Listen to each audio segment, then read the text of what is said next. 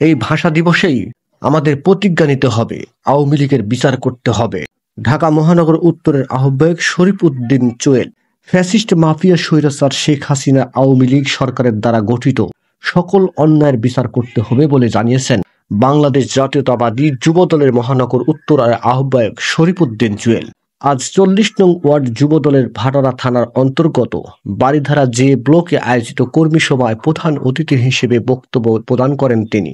জুয়েল বলেন, fascist mafia স্বৈরাচার শেখ হাসিনার আওয়ামী লীগ সরকারের দ্বারা সংগঠিত সকল অন্যায়ের বিচার করতে হবে, সকল বিচার বহির্ভূত হত্যার বিচার করতে হবে, সকল শহীদদের রক্তের বদলা আওয়ামী সন্ত্রাসীদের বিচার কায়েম করার মাধ্যমে নিতে হবে।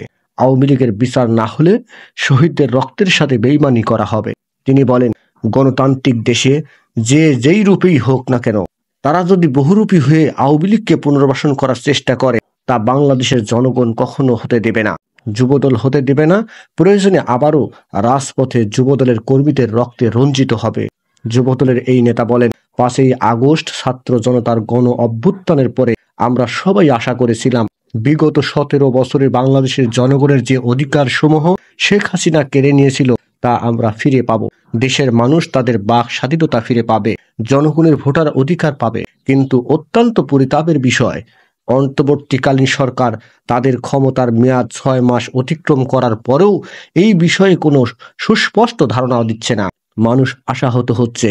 মানুষ তাদের যে অধিকার নিশ্চিত করার জন্য আন্দোলন করেছে, তারা তাদের সেই অধিকার ফেরত চায়। শরীফ উদ্দিন জুয়েল বলেন, বিগত 17 বছরে বাংলাদেশ জাতীয়তাবাদী দলের নেতা কর্মীরা আমাদের বিএনপির চেয়ারপারসন বেগম খালেদা জিয়া ও পরে ভারপ্রাপ্ত চেয়ারম্যান তারেক রহমানের নির্দেশনায় ফ্যাসিস্ট হাসিনার বিরুদ্ধে লড়ে গেছেন জনগণের মৌলিক অধিকার নিশ্চিত করার জন্য, জনগণের ভোটাধিকার নিশ্চিত করার জন্য।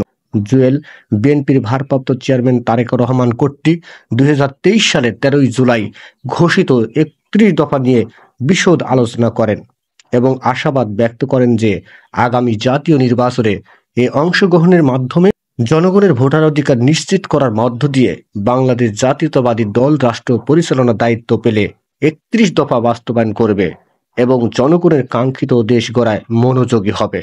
তিনি যুবদলের নেতা কর্মীদেরকে জনগণের পাশে থেকে জনকল্যাণমুখী কাজে অংশগ্রহণ করার নির্দেশনা প্রদান করেন এবং সেই সাথে তিনি হুঁশিয়ারি উচ্চারণ করেন, জনদুর্ভোগের সৃষ্টি হয় এমন কোনো কাজে যদি কেউ জড়িত হয়, তাদের বিরুদ্ধে কঠোর সাংগঠনিক ব্যবস্থা নেওয়া হবে, প্রয়োজনে প্রশাসনের হাতে সোপর্দ করা হবে।